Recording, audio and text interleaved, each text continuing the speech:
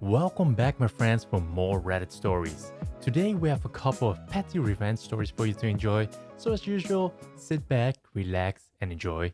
Let's go. Steal my wallet, enjoy getting caught literally red-handed, and losing your job. I work at a supermarket, and for a while, a few years back, stuff would get stolen out of people's bag in the break room. It was mostly cash, phone chargers, headphones, little things like that. We did have little lockers in the break room, but they are maybe 30 centimeters by 30 centimeters and too small to hold anything larger than a medium-sized purse. So if someone had a large bag or even a large puffy jacket, it wouldn't fit.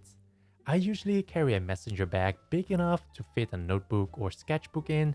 I like to draw or write while on break, which was too big to stick in one of the lockers without having it get stuck, and I usually stash it under a coat rack.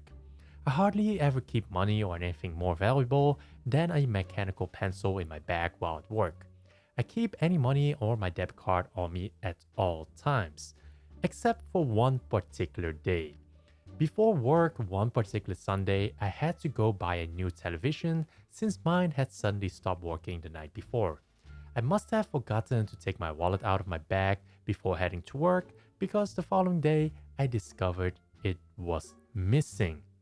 However, whoever took it only took the wallet because my debit cards, college ID, and my MBTA, Boston subway system, fare card had been thrown in my bag. The wallet in question was a small Coach brand wallet, so I can see why they took it, but I had only spent about $14 on it since I got it at a Coach outlet store, so it wasn't like I spent a lot on it. As annoying as it was to have my television die in the middle of playing an online video game, thankfully on Switch so I could at least finish the match I was in. Because I had to buy a new television, I had spent the $150 cash that I had been keeping in my wallet up until that point. After meeting with the management and our loss prevention guy, LP for short, the consensus was basically, we're sorry that happened to you, but there's nothing we can do about it. Keep your stuff locked up from now on. Which I did. I started locking my bag to the coat rack with a bike lock. The market I work at is a union, so management isn't allowed to put cameras in the break room, so I talked to our loss prevention guy about it a little more and asked him if I would get into trouble if I were to put a prank wallet filled with glitter and powdered food coloring in my bag, and he said not at all. I also went to the union stewards about it, and he also said I wouldn't get into trouble, but also told me to be careful. So I put my plan in motion. I bought a fake Coach wallet that cost more than the one that had been stolen, go figure, some edible glitter and powdered red food coloring. I sewed a strip of elastic into the opening of the wallet. The wallet had a zip pockets for money and cards, then stuffed it with as much of the glitter and food coloring powder as I could, so that when the wallet was opened, all the glitter and food coloring would pop out all over the hands of the person who opened it. I then planted it in my bag and waited. I didn't have to wait very long. A few weeks later, I heard from our loss prevention guy that a cashier had been going through people's bag again and fell for my glitter bomb wallet hook, line, and sinker. Tried to then wash the glitter off her hands, which activated the powdered red food coloring. She then freaked out when it stained her hands bright red and went to management about it. She wanted the person who planted the wallet to get in trouble for it, but since it had been with another worker's personal belongings and the wallet wasn't harmful or illegal, there was nothing they could do to the worker who did it. The girl ended up being fired for openly admitting to go through people's bag for money and other valuables, and ended up throwing 2 other cashiers under the bus for stealing from people as well. They were fired shortly after. I did get spoken to by management after the fact, since they knew that I had planted the wallet in my bag, but the discussion was more or less, we know the wallet was yours, we didn't tell the person who tried taking it that it was yours, and we are not going to tell you that you can't do that again. Customer bitched me out for not wanting to reopen my department to make her a pizza, so I wasted her time. I'm a university student working a supermarket job that's just slightly above minimum wage. It's a nice enough job and the managers and colleagues are friendly, so I don't mind doing it. The customers are a mixed bag though. Every single week without fail, this old woman comes in and asks for 4 gluten-free pizzas with triple mushroom and triple bacon. She always arrives super late into the shift, normally when we are running out of ingredients or are about to close. And it's usually hit or miss whether we have gluten-free bases in store, and you had better believe she blames me when this happens. I don't mind making large orders, but it's pretty inconvenient, especially when she comes so late in the evening. Worse still, she always has an attitude and is overall a nightmare to deal with. I've always worked with the rule that if a customer is polite and nice to me, I will return the favor and be nice back. This might mean I give them extra toppings, or I will work on the presentation a little more for them. Normally it just means I'll be friendlier to them. Similarly, if a customer is being a cunt, I will put the bare minimum effort into whatever task I am doing for them. I finish at the same time every week, 8 p.m. Today, at about 7:15, I was closing my department, had already covered the pizza ingredients, put away the utensils, etc. Midway through the cleaning, the Omega bitch rolls up to the counter. I apologize and explain that I'm closing down and finished at 8 p.m. She immediately starts complaining that she has been told we are open until 9 p.m.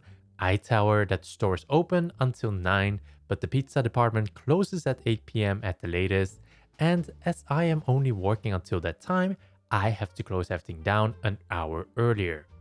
She gets even angrier and walks off before returning maybe 5 seconds later after the thought of a sad, pizzaless night flashes through her tiny brain and tells me something along the lines of, "No, you have enough time. Stop cleaning and make me my pizzas. You don't close until you've done that."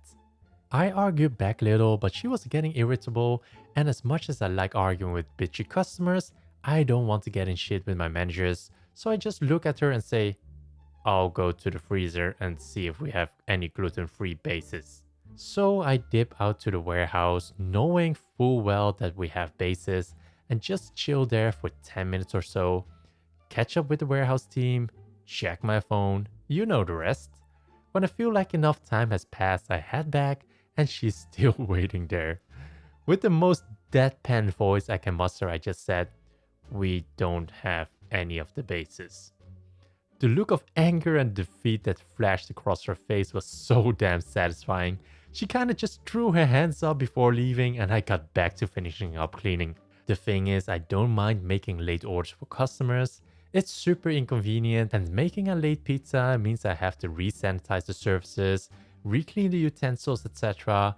But if somebody's polite to me, I respect the urge for a late night pizza. If a customer is gonna be a dick though, there is no way in hell I'm gonna make that pizza. I will go out of my way to make sure they can't have it. I can embarrass you more. When they were younger, my kids would argue about everything.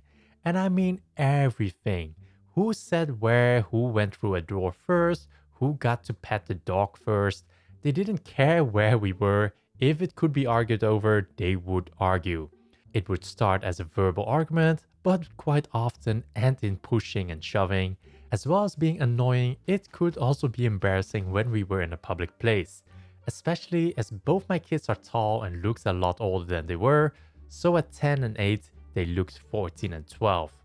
Although this makes them sound like brats, they were not. When they weren't arguing about stupid stuff, they got on really well and were and are good kids, and most of the time I accepted it as a phase. But the day came when I had had enough. They had argued from the moment I met them at the school gate, through getting into the car, the journey to the supermarket, getting out of the car, and walking up to the store and trolley bay. Cue a new argument about who would push the trolley. They both grabbed it, got inside the entrance, and stopped close to where people were both entering and leaving, like where there was a large audience. They then start to literally fight over who should push the trolley.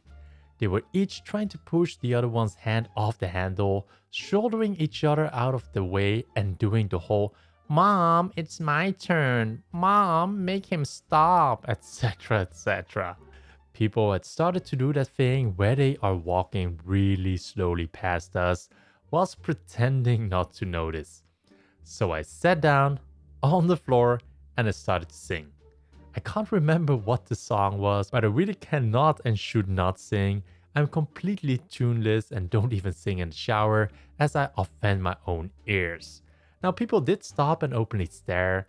My kids didn't notice straight away. It took a few minutes for the sound of my singing to percolate through their arguing. When it finally did, they realized that we were surrounded by a group of people and their mother was sitting on the floor singing really, really badly. My daughter hissed at me, "Mom, what are you doing? Stop it. It's really embarrassing." And I said, "Yep, it sucks, doesn't it?" Then I got up off the floor, bowed to the audience of shoppers, grabbed the trolley, and walked off to the veggie aisle, whistling a merry little tune. It was a sweet, sweet moment. So those were the petty revenge stories for today's video. If you enjoyed it, a thumbs up would be highly appreciated. If you want to see more of these videos, check out my channel. We have tons of stories there for you to enjoy. And I'll see you in the next one.